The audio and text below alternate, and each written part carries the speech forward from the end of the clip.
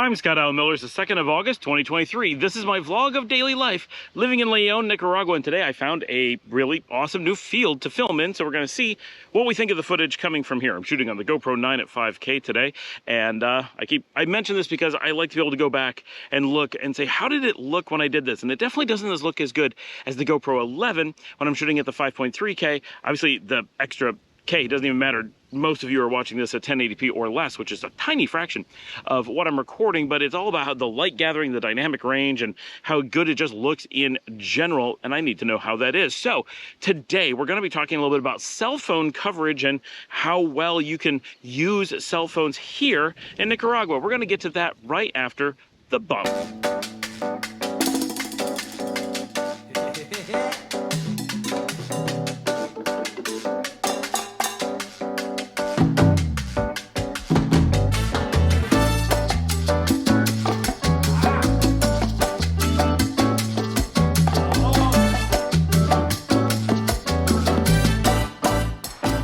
So I discovered this field had been recently mowed. This was overgrown not that long ago, and it was mowed down and they had it open. So probably not supposed to be in here, but I don't know why anyone would care. I'm just standing on some grass filming on a camera. But so I walked in and there's one tree in the middle of this field. So I'm filming there because I need the shade or the camera just overheats. Thanks GoPro for making your cameras black. Hello, we use them outside. It is a camera designed only to be used in bright daylight. Why would it be black? I don't understand. White. Use that super white paint that reflects like 98.5% of the sun. That's what we need cameras made out of. We should be being blinded by how bright our cameras are reflecting all the light. They should not be made super black to absorb everything so that they overheat. I don't get it. Even Sony on their ZV-E E1, right, comes in white. They know when you're vlogging, you got to be out in the sun. You can't control your conditions. It's not like a studio camera.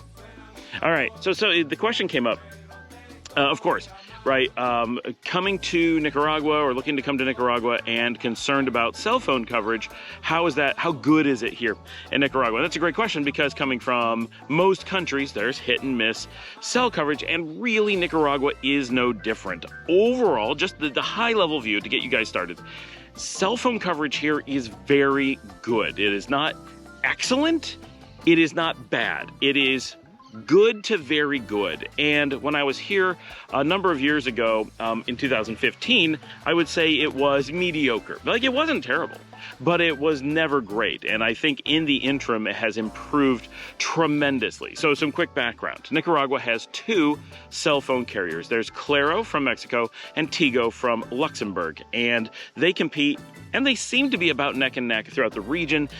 Everywhere you go, they have towers together. You never really see a place that only has one or the other. So you have a lot of flexibility in choosing. You're not stuck with Claro because they work in one spot, or stuck with Tigo because they work in another. And many people have both because they do have different towers and they can have problems separately. And because traditionally, if you're using traditional phones, you would have to call people on Claro from a Claro number and call people on Tigo from a Tigo number, and you couldn't really call between them.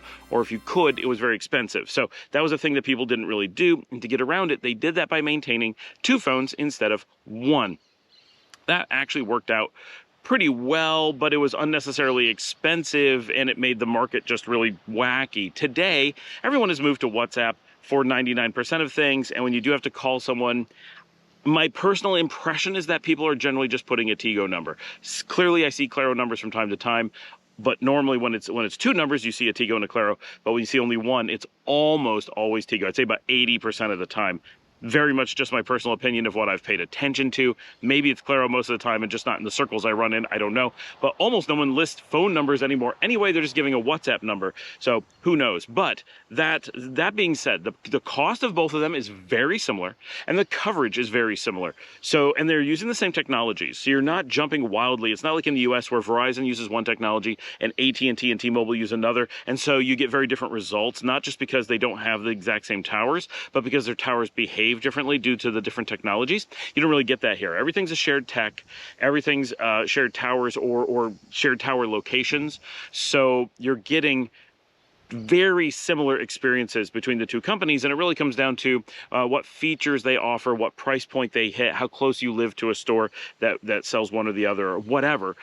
It's a much more customer service oriented decision here than it is in the United States, where it tends to be a bit more of a technical decision. Well, T-Mobile has coverage where I live, but Verizon has coverage where you live, so maybe we decide based on that, or where I work, or who offers a family plan that works for the number of people I have. Here, it's much simpler. And I highly recommend prepay plans. They're very easy to use and very cost effective. The only time that I know of that you really want to do postpay means like you do in the United States, where you get a contract and they get your credit card and they charge you after you use it for the month. Prepay, you just top up and use it, and as soon as it runs out, you top it up again. You get the best prices with the prepay, and it is so well managed here. It is so unbelievably easy to do. Just do that.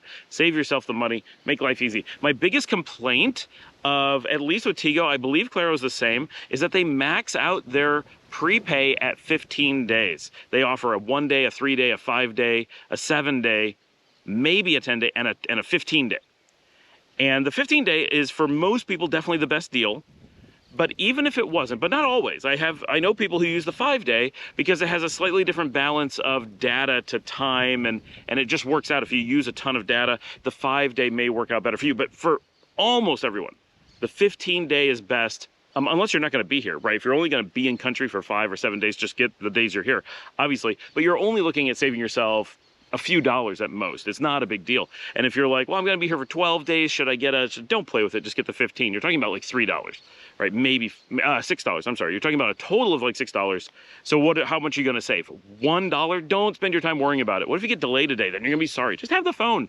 But the thing that I wish that they offered was like a 30 or a 60 day. I don't want to have to top up so often. That's the only thing. It only takes me a minute. But because I'm on iPhone, it doesn't let me save my credit card, so I have to have my credit card with me. And it's just an extra step that I have to worry about. I'd love getting 2 or even 4 times as long between doing my top-ups. And I'd be willing to pay the same. I'm not looking for a bigger discount, although that would be fantastic, right? I currently, with my topping up twice a month, I pay $12 per month. If I could get, $20 for 2 months, I would pay that immediately. If I could get $95 for the year, done. I would just pay it, right? Or even, I guess that would be a really big discount. No, if I got $110 for a whole year, I would just pay it and be done, and they would have their money for the whole year. I'd get a tiny discount. They'd get the money up front, and I'd never have to update for the year. I would love that, but they don't do that. Every 15 days, just do it. So that's my one complaint. But with both of them, the coverage is really good. The wind is picking up, which is good for keeping the camera cool, but bad for the audio. I'm not using the lavalier. I'm on the boom, but I do have a dead cat on it. I'm hoping it cuts out some of this wind, but it's kind of a windy day. So sorry if we end up with a lot of wind noise, but at least we don't have the lavalier cutting out, which I still haven't tracked down. I'm starting to get a little bit of time. I'm a few days after the tour, but I'm lining up a tour for next week. So hopefully that moves forward, but that means I'm going to be that much busier, so we'll see. Living in the major cities, you pretty much have continuous, amazingly good coverage with either carrier in any of the cities. You're really not going to have a problem there. I've never been in a populated area that didn't have solid coverage. Where we do end up with coverage issues, and it's not a big deal, but if you're like me and you go walking for miles at a time, it could become a deal. But the biggest thing is, if you're, for example, here in Leon, out here in Sutiava, our coverage is fantastic. You can tell I'm out in the country, where this is the countryside in Sutiava. My coverage here, absolutely fantastic. Tigo Claro doesn't matter. Even my T-Mobile is really good out here. And I do have a fair idea of what the coverage is like, because T-Mobile from the United States uses the Claro network down here, and I have a Tigo plan locally, and I have that specifically so that I would have both. Since I use T-Mobile in the US, and since I need to get something here, the way that it works is my T-Mobile here is unlimited, but it's very slow. So if I need to get an email, I need to get in contact with someone, my WhatsApp and all that will work just fine. But, if you're sending lots of images, you want to, do some entertainment, play a game or watch a video, it's going to be awful if it's even possible. But sending a WhatsApp message, sending a text message, getting a call, all that works flawlessly. Getting email, that works. That's really important for me. But if I want to do more things, I want to be able to move files around. I want to be able to live stream events. All of that, for all of you who watch my live streams, my 1080p live streams of concerts, or I'm uploading shorts, so all that's being done over Tigo, over the not over Wi-Fi, right? I never go anywhere and get Wi-Fi. I'm always on the Tigo, and that's how good that is, that we're able to live stream events, upload for you guys. Now, of course, it's not perfect. It couldn't possibly be, but it works really well. I'm impressed by how great it works doing it on that. So I have Tigo to use for that, and my T-Mobile leverages Claro. So I have a really good visibility into how often I need to switch between them, because one is working and one is not, or one has coverage and one does not. And the answer is essentially, I never have to. Maybe once or twice a year, but mostly it's because I'm testing something, and not because, or because one is having a problem, like their network is overloaded, not because they don't have a tower. And so I want better internet service. So out here in the countryside in Sutiaba, absolutely solid coverage with either one. Anywhere in Leon, anywhere in Managua, anywhere in Matagalpa, San Juan del Sur, all those places, I've got coverage, I'm good to go.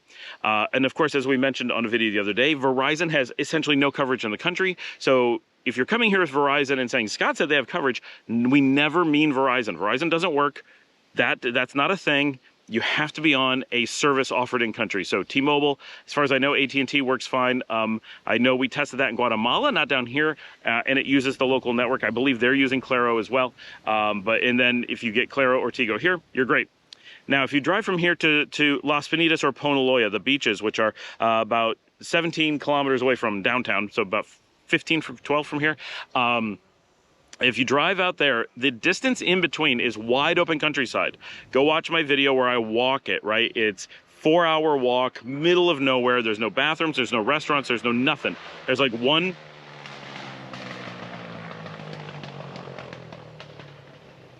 It'd be more impressive if he wasn't backfiring the whole way. There's like one pulperia that you go past out there. There's like one little weird, public swimming pool. But by and large,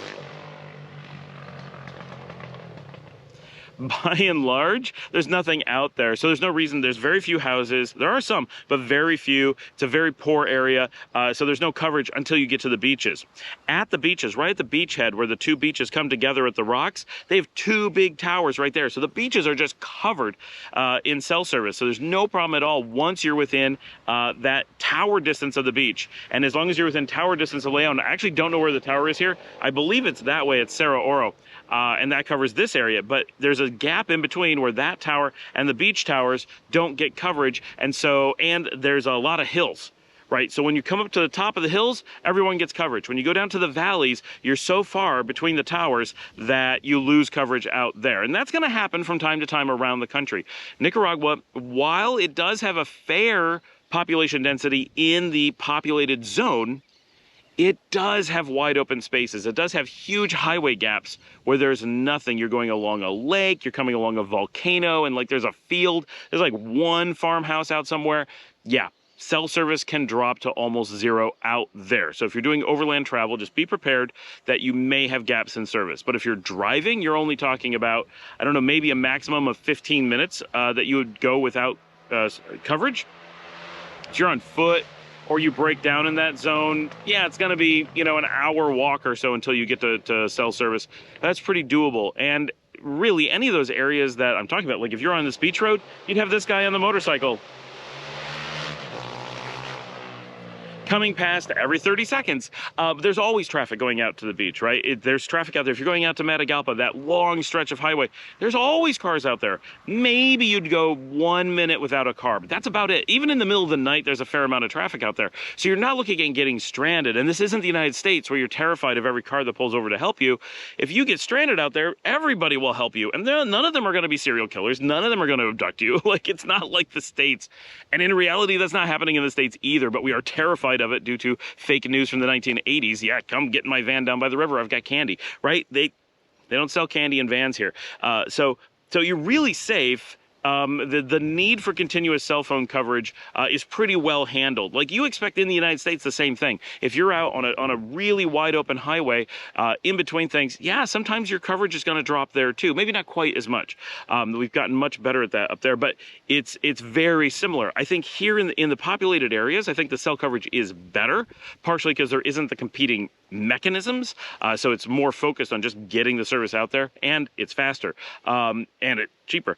But I think in the wide open spaces, I think Nicaragua drops off a little bit more than the US, but in really predictable places. So when you're out there, you're just like, oh yeah, no, there's nothing here. I'm gonna need a few minutes before I get coverage. And then you're gonna go those few minutes, you're gonna get coverage again, it's gonna be rock solid and fast, and you're good to go. Once in a while, if I'm out, sometimes I'll be in a place, often deep in a building, and the 4G system fails to penetrate the building, and I end up going down to 3G. I'll still have 5 bars, but it goes down to 3G. The LTE 4.5 here is screaming fast. It is so good. The 3G is pretty terrible. So if that happens, you're gonna be like, oh, I can't watch my videos, I can't whatever. You still got data, it's still working. It's just, it falls to such a slow level that you're like, oh, okay, I guess I'll just send emails for a while. But that kind of thing, but that does happen, so don't be too surprised. If your goal is to be able to watch YouTube streaming, no matter what you do, no matter where you go, yeah, it may not be able to do that, but it works pretty well. But if your goal is to be able to upload, download, get access, stay in communications, and not have to worry about losing cell phone service, I think you're in pretty good shape. That was a specific question that was asked the other day, so I'm hoping that answered what he was looking for. If not, get in the comments. Either way, get in the comments, let me know what you think, what questions you have about the cell phone coverage. But overall, I think it's pretty good, and the realistic usage is, it's not something you have to worry about here.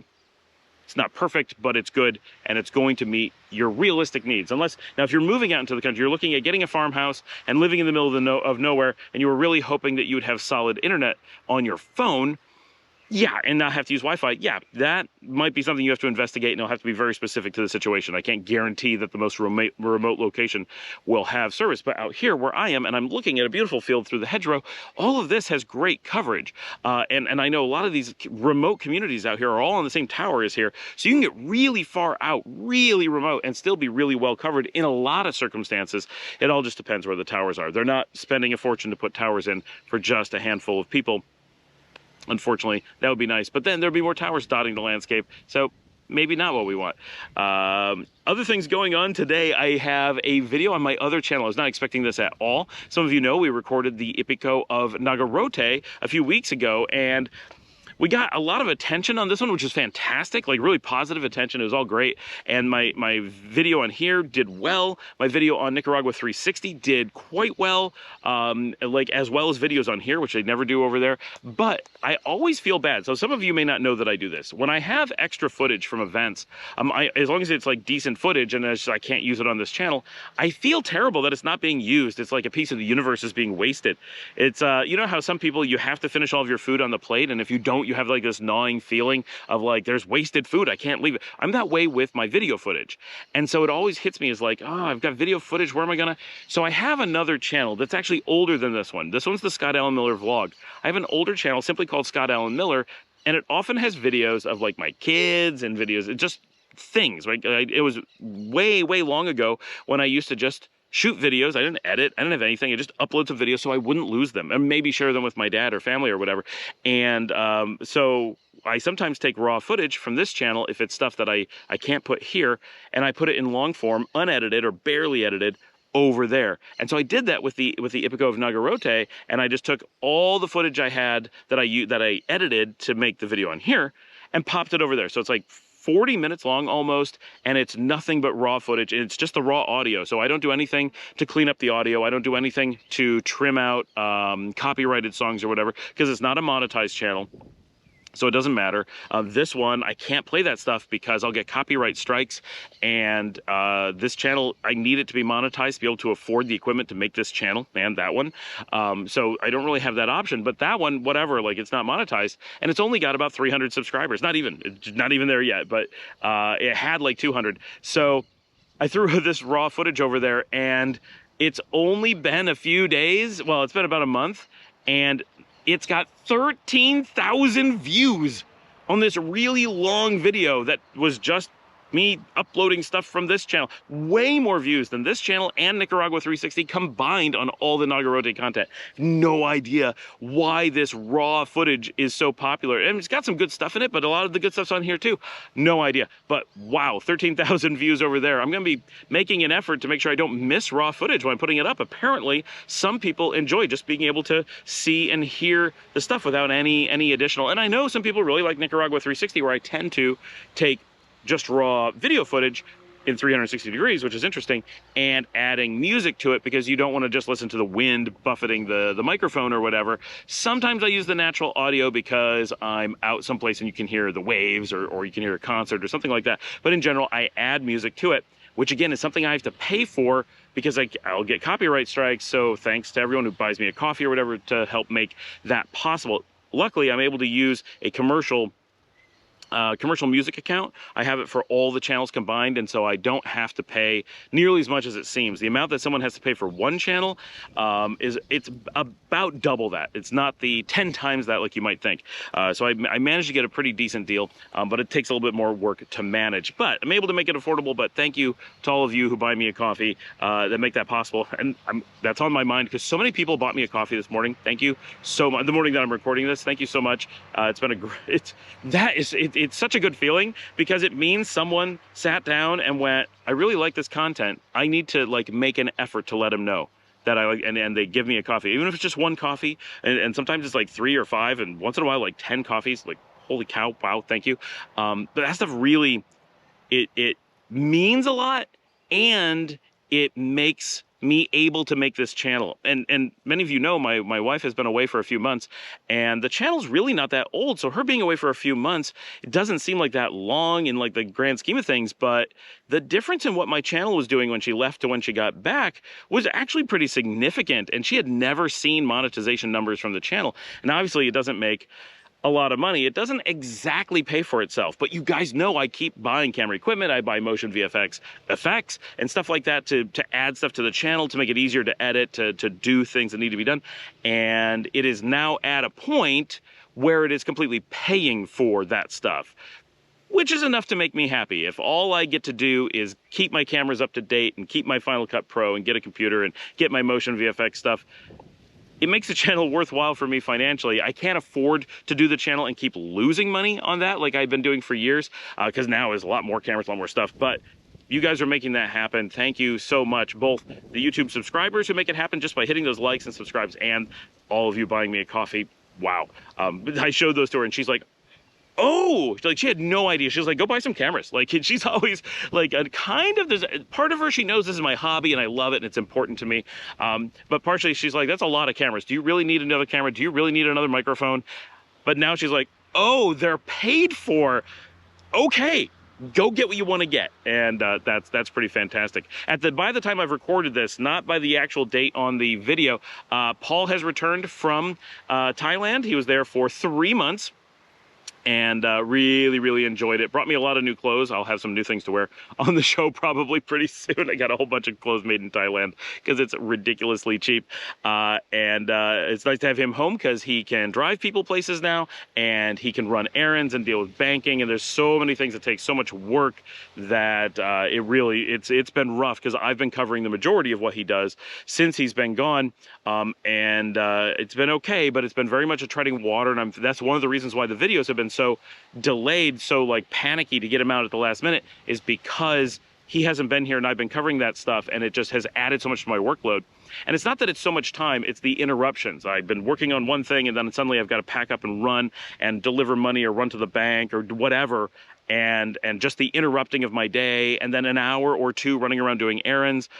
My days are kind of scheduled right to the limit under a lot of circumstances, and that's been making it very rough for me. So really thankful that he's back from a work perspective, and I've barely gotten to talk to him because he's been sleeping, trying to deal with the jet lag, but he's starting to get back to things today. So that is kind of the update there. I did have, this is just a bunch of weird little news items I did get, and it's happened on my other channel too, the Scott Allen Miller channel, not this one. I actually got a full-on content breach notification from YouTube. I've never gotten one of these before. I get the "this is not a content strike" copyright notices all the time, and it's because like when we do those concerts, we go out to like Via Via or something and we record, say, Cadejo or Revolver. Well, they're playing copyrighted music, right? So quite often Google picks up on that and it's like, okay, this is copyrighted. You don't get to make money on this, but you're not in trouble. We're just going to send the money to the people who wrote the song. That's cool. Like, I don't mind as long as I'm not getting in trouble for it.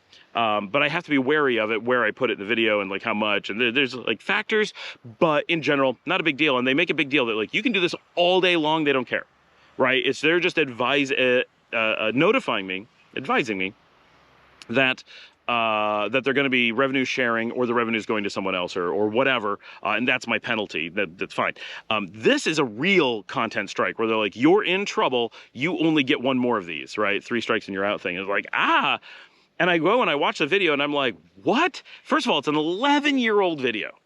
11 years old. If you haven't caught it by now, like that's not really fair. You're going back over 11 years of content, most of which I've made since like the original you've ramped up how much I've put on there over the years. So there's essentially none 11 years ago. So somehow we're looking at this really old stuff. There's so much for you to go through. You're definitely going to find more content strikes if that's the case. I might as well just give up now. And so they sent me, and it's like a 5-second clip. And it's the simplest little thing.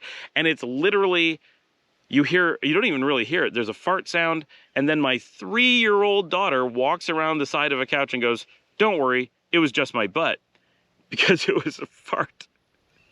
And they flagged it, and they're like, this is content you can't have. And I'm like, what are you talking about? It's a 3-year-old making a fart joke. Of course you can have it. So they're like, would you like a review? I'm like, yeah, I want a review of this. I wrote, this is my daughter having a fart joke 11 years ago. Like, what's wrong with you people? And give them credit. They got back really quickly with a "oops, our bad." So I no longer have a content strike, but it's the first time I ever got one of those, and it feels a little bit scary. Once in a while, I've gotten content strikes on Flickr, and that's different to quite some degree. But with YouTube, it's like, holy cow, what? There's a content strike. How can there be a content strike? And how can it be so old? And such a silly thing of all things. But they were like, oh no, algorithm completely screwed up on that. So here you go. And so it's all good. That was that. That is my housekeeping for the day. Thanks for joining me. I hope you like this field. Let me know what you think of this location. I think tomorrow is going to be shot here as well in a different position. I'm going to try some stuff out. This is a relatively handy location for me if this works out. We'll see how long they keep it mowed. When they let it grow up, there's no way I'm coming out here. And I can't do it in the rain, but on a nice sunny day like this feels like it may do a good job. I'm on the GoPro 9. I've got it set to linear plus, so we'll see how it looks when I play with some things and how it sounds. Does the wind handle well out here? And we mentioned it, but if you'd like to help support the channel, you can buy me a coffee at buymeacoffee.com/ScottAllenMiller. Whether you buy me a coffee or not, get down in those comments. Say hi. Let me know that you're watching the show. Tell me what you think. Ask your questions. Nicaragua travel, life of a digital nomad, father raising kids abroad, whatever. Ask your questions and let me know what you think about the show. So great getting to meet so many of you more and more often. That's really fantastic. If you're looking for assistance in moving to Nicaragua, whether it's just a phone call or you want private tours, a lot of that ramping up really quickly, info@relocatenicaragua.com. Let us know. And as always, share on social media. Take the link from the show, just pop it somewhere. And if you're going to be coming to Nicaragua, go set up a Nicagram account so you have a place to put your pictures, communicate with other people, see what's going on. And thankfully, we are now kind of in a very small way sponsored by or assisted by Nicaragua, who is helping to do all this for us. They are a website completely free where you can go and see what events are going on in Nicaragua. Not too useful for those of you who are not here, but if you're coming to Nicaragua to visit and you're going to be staying, it doesn't matter. Granada, Managua, Leon, San Juan del Sur gives you a place where you're going to be able to go and just look and see what live music, what shows, whatever are happening around town in your area or somewhere else, so you know what there is to look forward to, what to schedule for, and find activities for you. Thanks for joining me. I'll see you all tomorrow.